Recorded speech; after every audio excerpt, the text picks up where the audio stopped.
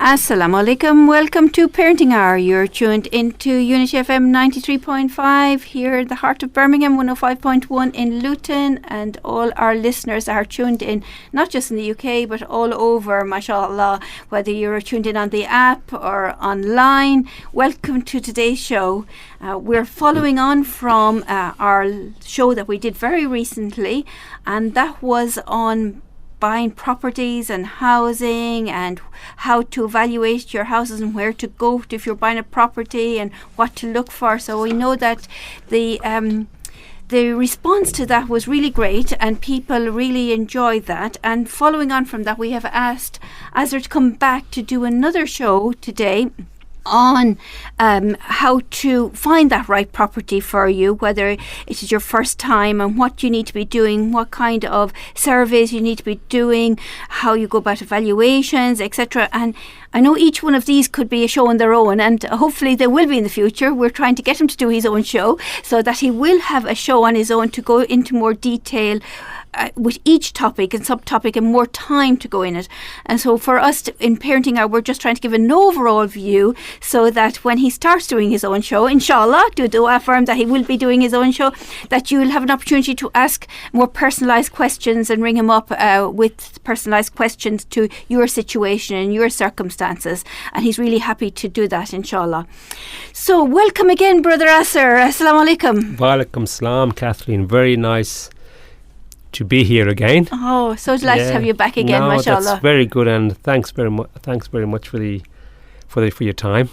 And I think this could be a great show going forward. Property is a thing that's, you see it on all the satellite TVs, seems to be a big thing for business. Obviously, people live there. You need to work from there. So it's a very good thing, and I'm looking to put forward a bit of a structured show going forward, inshallah, to maybe help people just to maybe work a bit on my experience as a chartered surveyor, also a chartered engineer, some of the pitfalls, and maybe guide some people in the right direction as to how to buy property, or when they're selling a property, whether it's a commercial property, whether it's a residential property. We're looking forward to put together, like I said, a good structure. We'll have property lawyers in. We'll have all types of surveyors in, planning consultants, so it's a very, very big topic, the property show. Yeah. And that's what we'll look to do, inshallah. Mashallah, which is really wonderful, because yes. I know from families coming to me over the years, buying a property, one word can mean different things, and I know one word can make big changes for them later on if they want to change, or if they wrote in the contract that we want the orchard or the piece of land beside us to give us first preference, and then it's written in the wrong way, and it's like as if they have to buy the whole thing. So all this legal information, maybe the valuation as well, they don't understand the valuation, who's going to build beside them or what's happening. So all of it can have a huge impact on them down the line, whether it is a home or a business. Yeah, absolutely. Kathleen, you make some very good points there. I mean, when you buy a property, or if you're looking at a property, if you're looking at a house, for instance, there's so many things to consider. Even if you look at a home buy report, there's so many sections with regards to the condition, the location, the boundaries, the structural impact on the property. Is there any housing developments nearby? Compulsory purchase order with HS2 coming around Birmingham. We're doing a lot of work there at this precise moment in time. So there's a lot of things to consider. So it's always worthwhile getting a survey done from a qualified surveyor. It's very, very good money spent, and hopefully it's one of those professions. The main profession is the Royal Institution of Chartered Surveyors. That's the main body which is professionally recognised throughout the world. It takes around 7 years to get qualified, so it takes almost as long as a doctor. Yeah. And also you choose your certain discipline, but there are all types of surveyors we can talk about.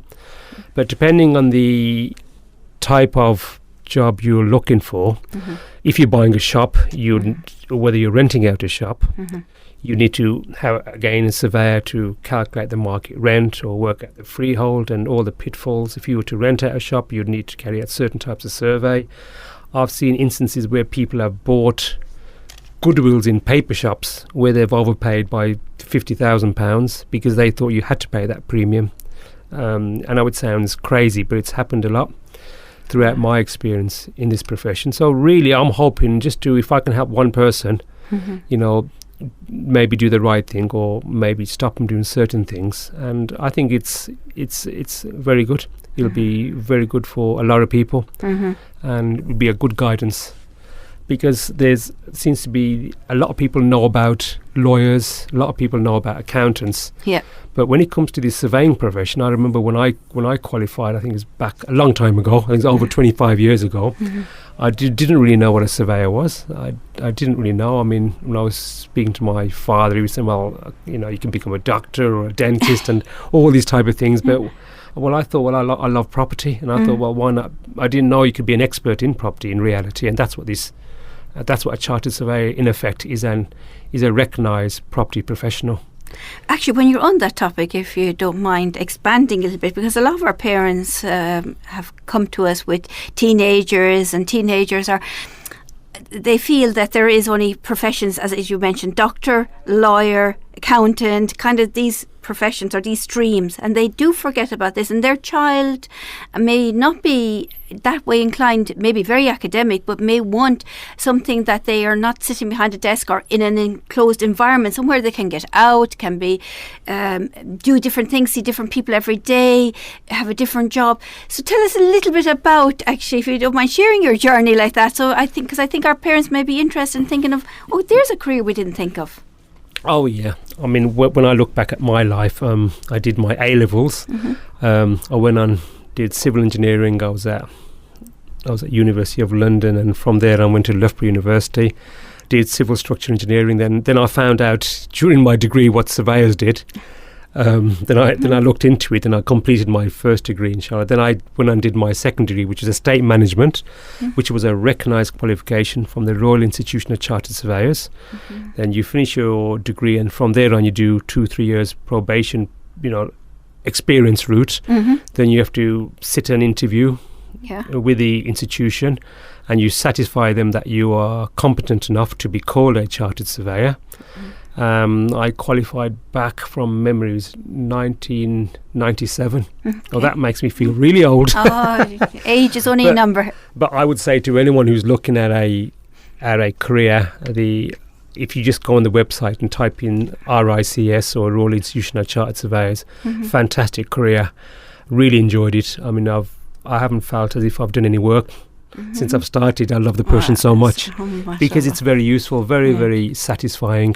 And you don't need you don't need fantastic A-level grades, 3 A's like you do for medicine and dentistry and those type of courses. I mean, you still need good, it's not like crazy grades. I mean, I'm only an average person, but I managed to squeeze through the profession, and fantastic. So anyone thinking of doing the profession, I think it's a best profession. I would say that. MashaAllah, a very successful ordinary person, can I add, MashaAllah. So that commitment there comes across, and MashaAllah, it's lovely to see that you're enjoying it so much, because that's what we should be doing in our work as well. We should do it which we are enjoying, we're helping others, we're getting reward for it. MashaAllah, when it all comes together, you actually don't feel that you are working, and you're helping, and the idea of helping others with your intention of law always, of course, helps us to put other things in front of us and other necessary needs. So mashallah, I think parents need to think about that when they're guiding their children into different professions of what other careers are out there, and speak to people. And maybe parents too, you could ask other people about doing a day or a week attachment into their places, or shadow them in some way, or asking them some things. And when you're doing your own show, you'll probably be able to talk about this much more, to be able to help parents in thinking, okay, this is what really it is about, this is what surveyors do, and how can young people get a taste of these things.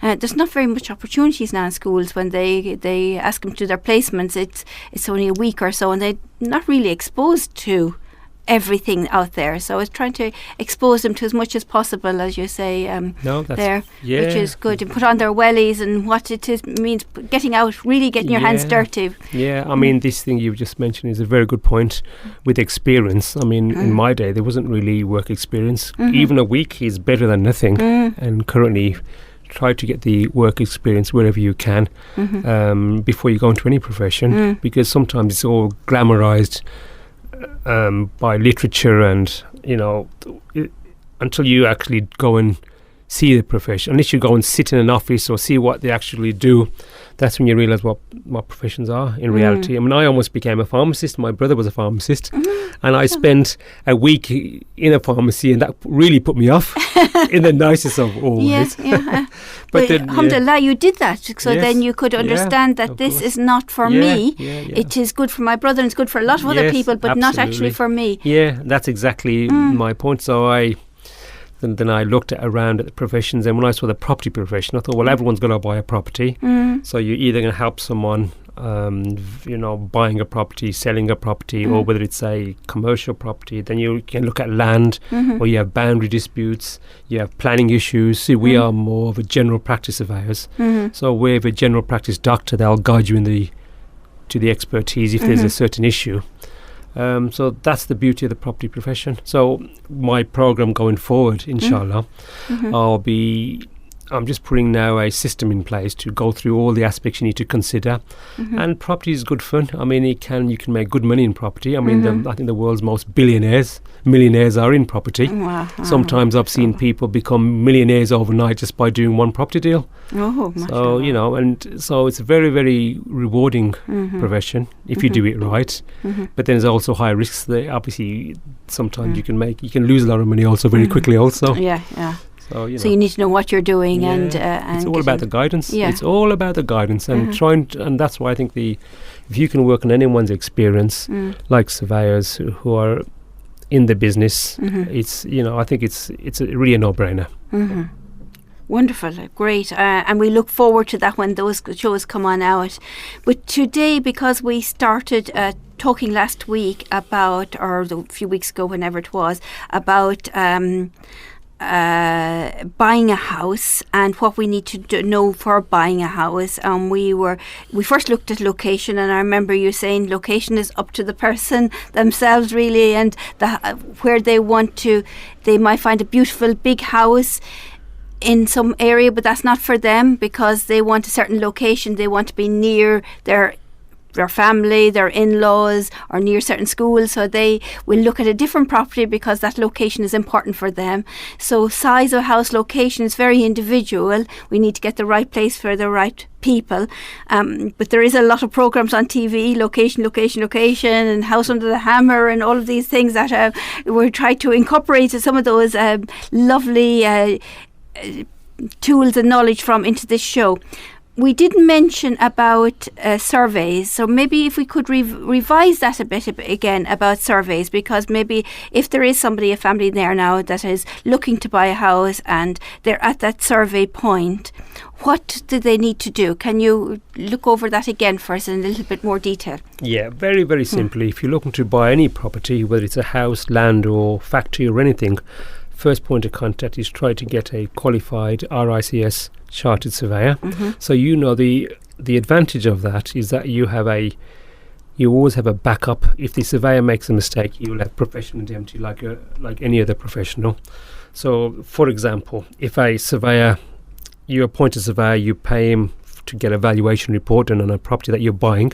Let's just say he values it at £100,000, but then you find later on there's some issues, structural problems, subsidence issues, all of the type of issues, boundary disputes or something that comes up, and in reality the property is only worth £50,000. So then you'll always have a potential claim against negligence against the surveyor.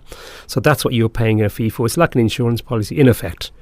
So that's the reason you'd get a chartered surveyor, because by law they have to have indemnity insurance. You can anyone can call themselves a surveyor, but you can't call yourself a chartered surveyor. A chartered surveyor needs professional indemnity insurance. So that's the basis of using a qualified professional. Types of survey. If you're buying a house, depending on the age of it, if the property is, say, 100 years old, you'd probably go for a more detailed survey because it's older property. Or, if it's pretty modern, you'll probably go for a basic survey like a valuation report or a home buy report.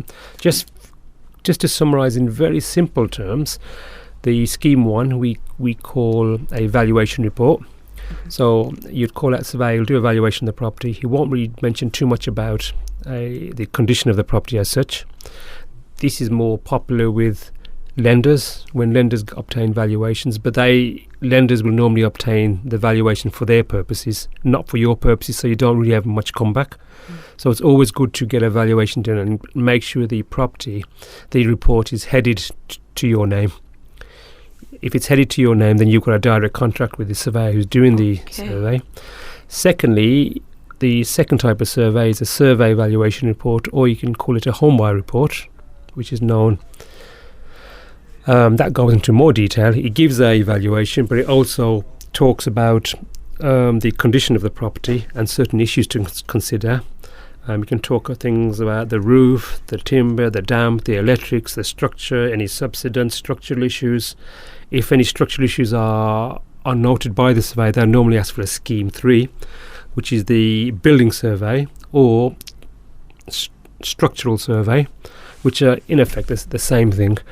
So if a surveyor goes out and sees a crack in the wall, if he's doing a home buy report or a valuation report, he'll ask for a further report from a building surveyor or a chartered engineer.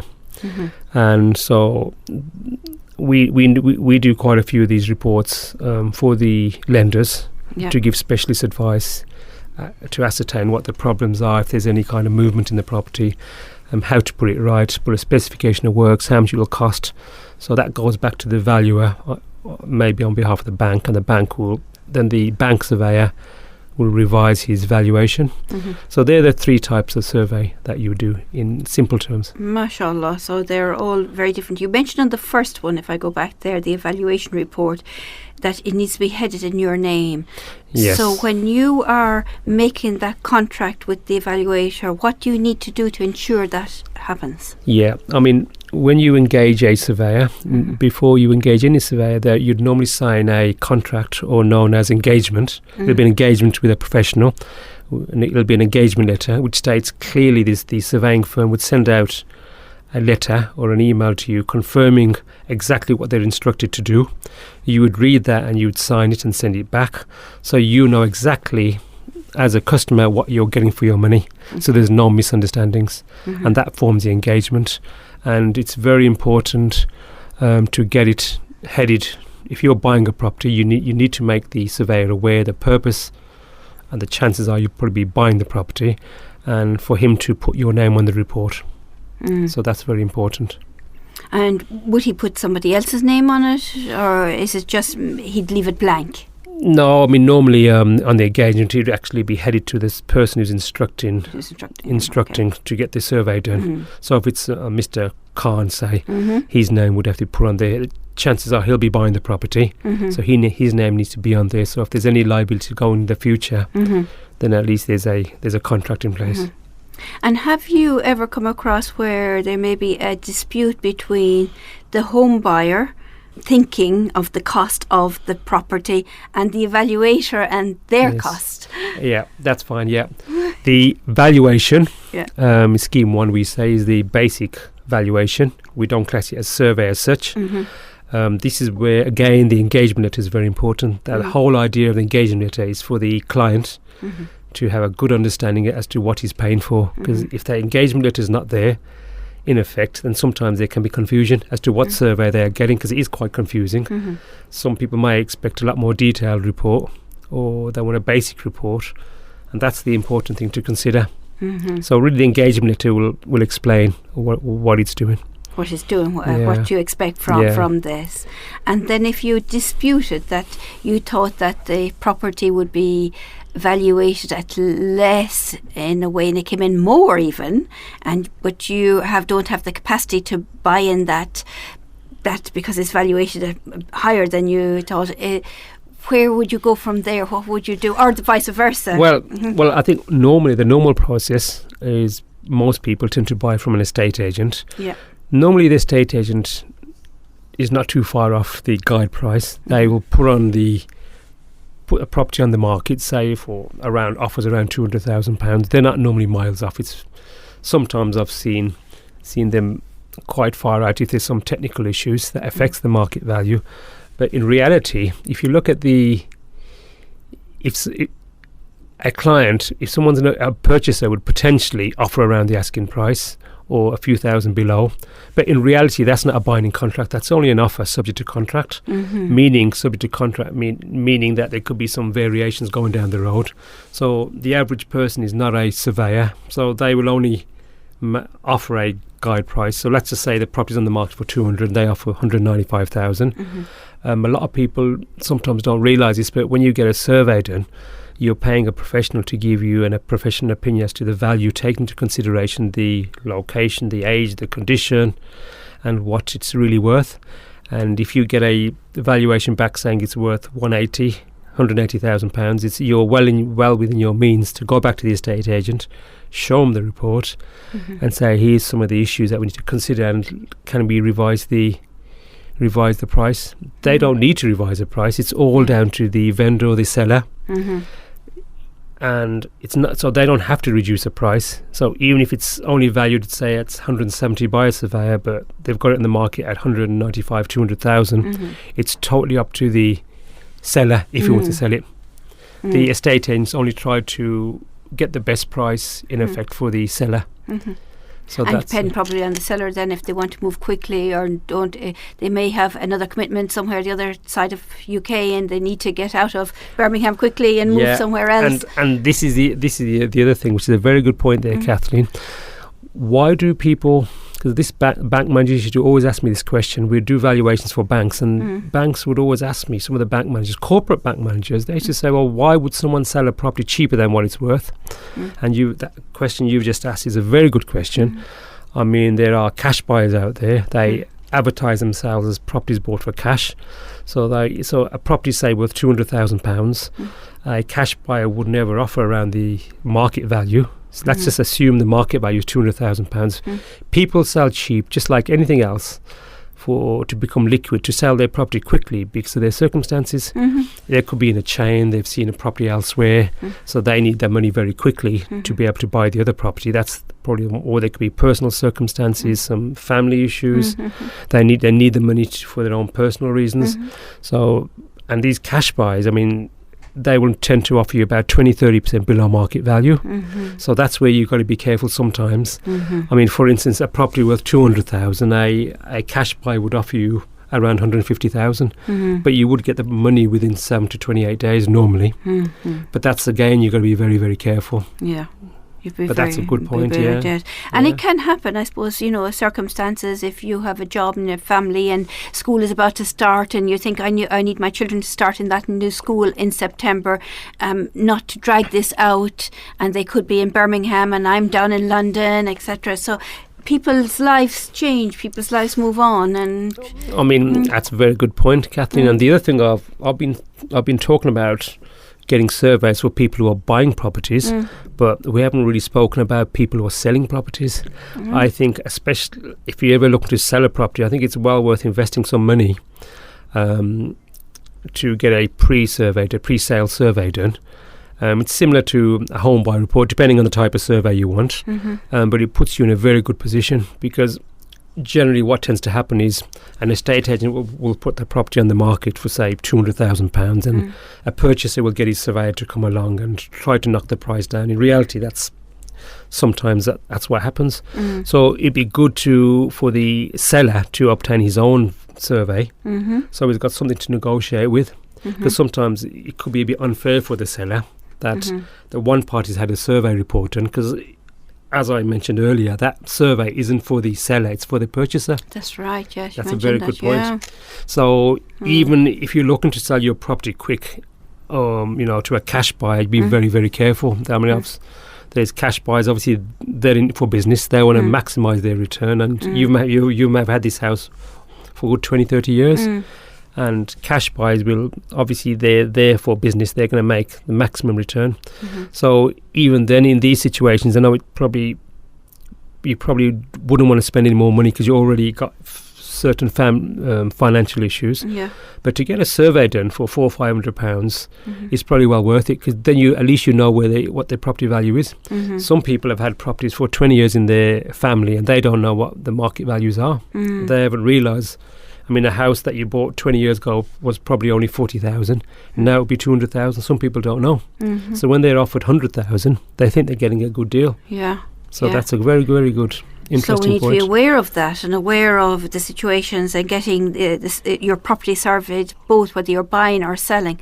Well, there's a lot to think about there. We're just going into a commercial break, and we'll come back after the commercial break where we'll talk a little bit more about this and about different types of surveys and how to break it down, evaluation, etc. Because there's a lot there, not just for houses, but for land, for property. So let us explore that after this commercial break, inshallah. So listeners, inshallah, don't tune out. Take a pen and paper. Do tune in. Write down your questions. Azher will have his own show soon, so it may not be now. You might be able to ring in and ask him this on his own show, inshallah, to get your questions there clearly so that you can ask him himself and he will be happy to answer, inshallah. Assalamu alaikum. Assalamu alaikum. Welcome back to Parenting Hour. You're tuned into Unity FM 93.5 here in Birmingham, 105.1 in London and Luton and South England, mashallah. My name is Kathleen Roche-Nagi. I'm with you for the next 30 minutes or so. And we're here today with Azher, talking about buying a house, evaluations. Mashallah, he's got lots of knowledge. As I said to you previously, he's about to have his own show soon. And please do take down his name, number. When he comes on the show, you'll be able to ring in the studio and ask him questions. The studio number is 0121 772 8892, and his name is Azher Shareef, and he'll be starting his own show very, very soon, inshallah. He's already a chartered surveyor and a chartered building engineer, so lots of qualifications, which we spoke about also, and maybe he'll touch about that in his own shows about how to get this knowledge across to parents about his career, so that it could be a career path for your children to go into, inshallah. So welcome back, Azher. It's great having you back again. The second part of the show. We were talking a lot before the show about surveys and evaluations, etc., that has come out of it, and we were having a little chat over the break about issues, and I think maybe we should let our listeners talk about hear about what we were saying about issues. Indeed, so there's issues that can happen. So I know we don't have time to go into day to specific issues, and you'll probably do this in the show, but if you can give us kind of a broad overview first of what are the kind of issues that people come up with. Okay, there's all types of issues. I mean, there's one which is called really the boundary dispute. You'll get the neighbour building a fence and he's encroaching your land, and that always becomes quite personal and can become very expensive if it goes to court. So we always try our best to avoid court in all circumstances. What would normally happen is your fence will be there for so many years. Next door are getting their garden done. They're probably putting a block paving in, and suddenly what you find is they move a hedgerow or something and they'll put a fence a bit more. You think it could be a bit more on your side than on their side. Then it normally becomes very, very personal. So when we go there, we've had some instances. But the best thing to do if you ever get an instance is to try to stay polite with your neighbour, because it always becomes a personal issue and a bit of a vendetta. That's what I've found in my experience.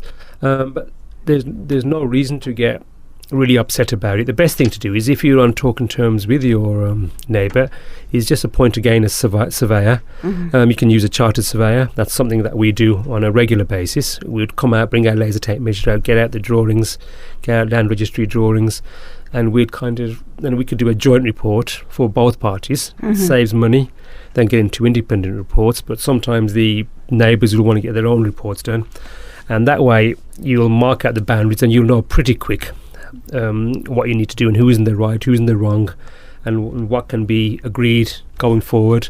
Sometimes people will go to a solicitor, which is a good thing, but sometimes the solicitor will simply just revert it back to surveyors like us, party wall surveyors, and they'll ask the question is, where does my client stand? So sometimes it's good to go direct to see where you stand before incurring costs. Yeah. to have that. And where would you go for the land register? Would you get that as part of your team? I mean, or should the household have that already? Yeah, I mean, nowadays deeds don't really. What's more important than deeds nowadays really is the land registry. Mm-hmm. It's what's registered in lands registry is who's the ownership of certain properties and boundaries. You can get them online, very cheap. It's only around £6, £12. Mm-hmm. It's not expensive at all, but normally as surveyors we could get that online, and you can see your boundaries from there. We can go out and do a report, so you know straight away. But it is a stressful thing. I've had instances whereby one party is starting to do some works. I mean, the other thing to consider is if you are doing any works or your neighbour doing some works, if it's within 3 metres boundary, your neighbour may have got planning permission for an extension. What they need to do by law, they need to serve on you a party wall notice, which again surveyors would do.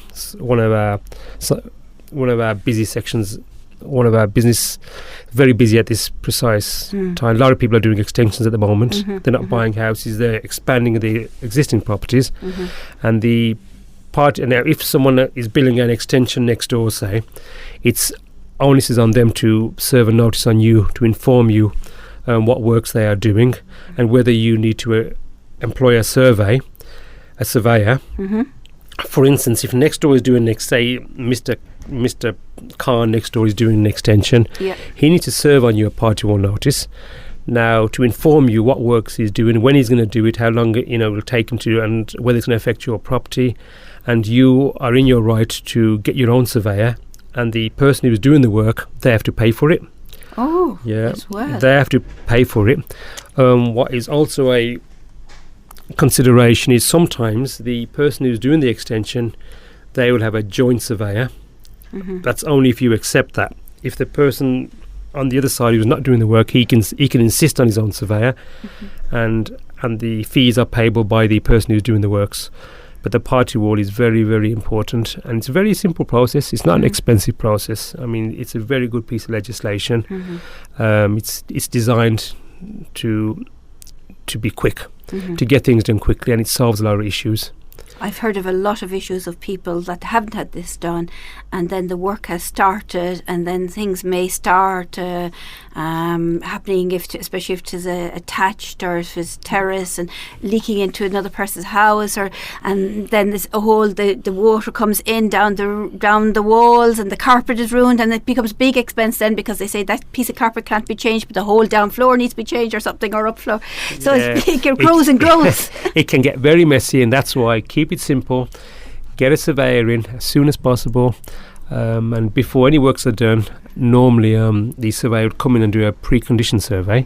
Let's just say they're building in an extension next door, they'll be putting in foundations. So what would happen is the surveyor would come in and do a pre-condition survey of the property just to make sure that there's a document of the condition of the property. Then prior to any works commencing, and after the works are completed, there'd be another survey just to make sure there's no issues. So really it's as simple as that. And you get two surveyors on either side, or you get one joint one. So that's really very, very simple legislation.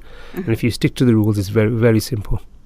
Really good, and that's something that we need to know and think about, getting that there, to know your boundaries, to know exactly what are you responsible for, what are you responsible for if you're doing an extension, what may intrude over your neighbours, and as you say, keep that conversations going, the smiley faces going all the time, because you don't want an argument with your neighbour over something that is trivial or small, or a piece of a planted tree in the wrong place. It is. I mean, if you right from the start, if you do it right, keep on good terms, you can normally solve these issues very quickly. But sometimes it can become a bit of a monster if you don't deal with it in the right way right at the start. But I've seen some issues where there's been physical punch-ups. The police have had to come up and stop it. It becomes very personal. So, but it doesn't have to be. That's the worst thing about it.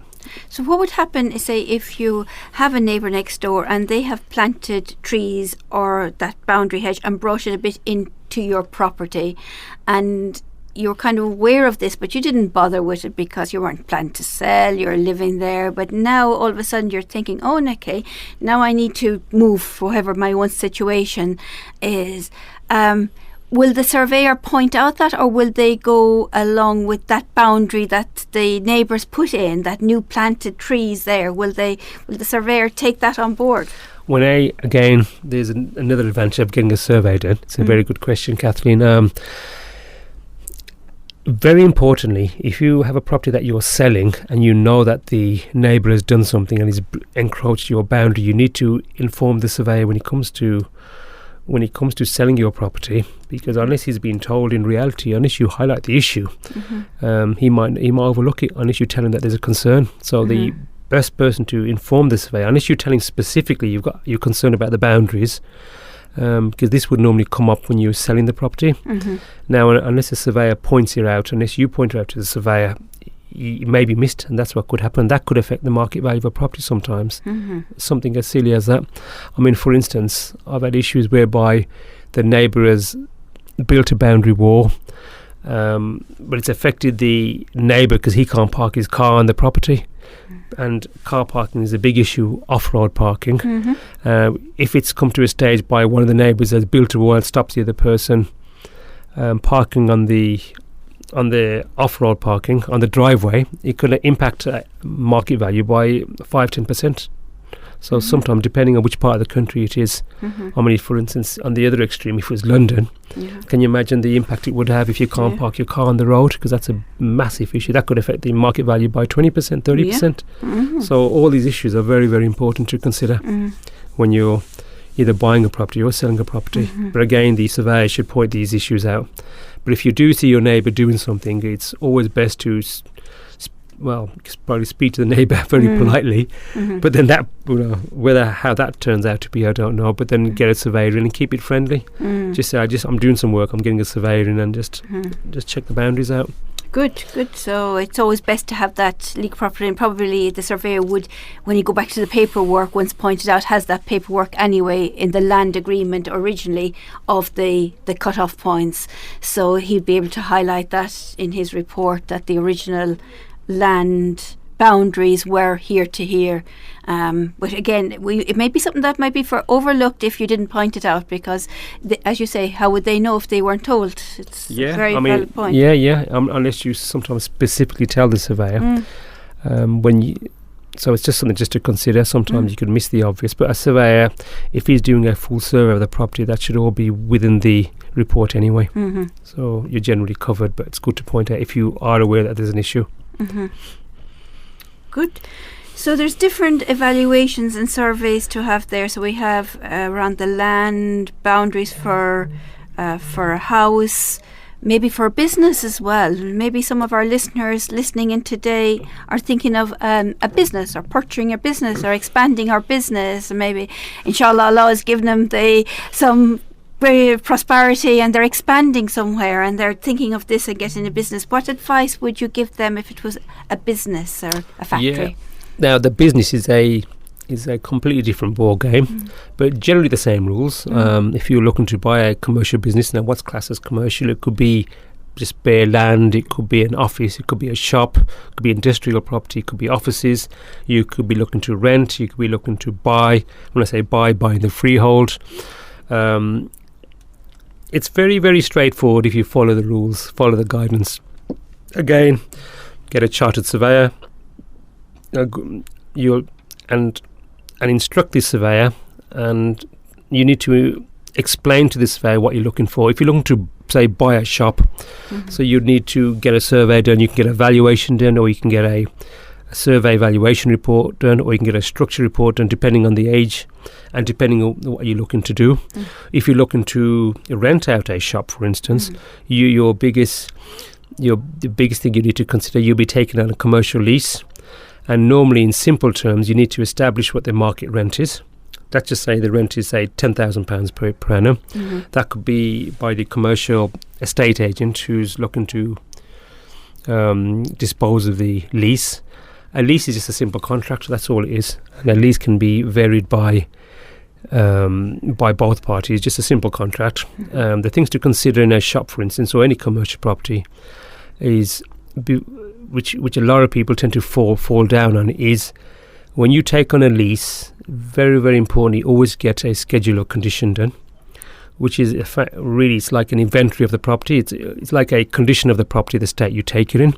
Because I've seen instances whereby at the end of the lease, you may have agreed a rent of, say, £10,000 per annum, and if you haven't had a scheduled condition, ascertain the condition of the property, which is normally attached to the lease, is that there'll be a dilapidation claim at the end of the lease from the landlord, and these can go up to a lot of money. I've had instances whereby the rent is only £10,000 per annum, but they've served a dilapidation the landlord has at the end of the lease, saying that they're owed £100,000. Ooh. Yeah, and I've seen that, and I've seen a lot of claims like that. I've dealt with them most of my career.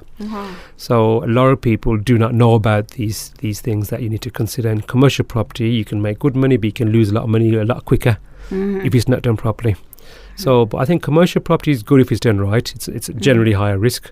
I mean, there could be house and multiple occupancy businesses, but there's all types. So really, I think when I was at school, at university, doing the course, I think 90% was all about commercial. Really? All about commercial. Yeah, 10% was probably about residential. So commercial, surveyors are generally, depending on your experience, but my experience is mostly commercial.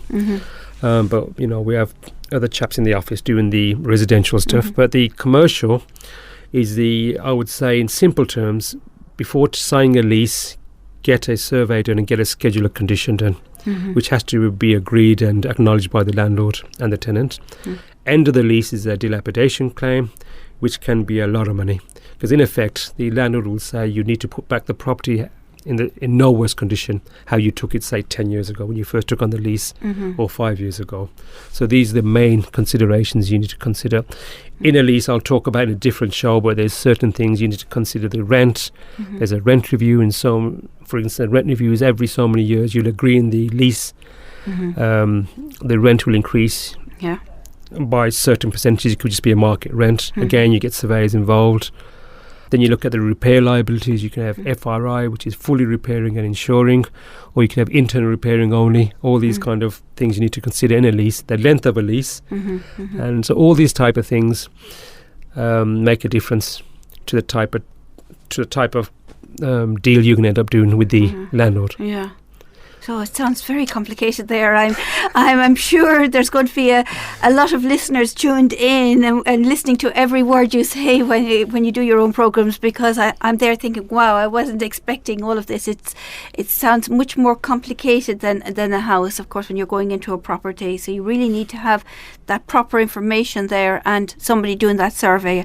I didn't even consider that there could be such a thing afterwards, that you pay this lump sum dilapidation. Yeah, it's a very big thing, because I've seen a lot of people fall down, unfortunately. We've spent a lot of time, unfortunately, in court or disputes with dilapidation claims. So it's one to really to watch out for.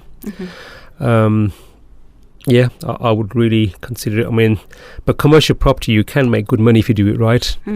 But again, to buy a commercial property, normally it's much more difficult to get commercial lending. The interest rates are a lot higher, generally speaking.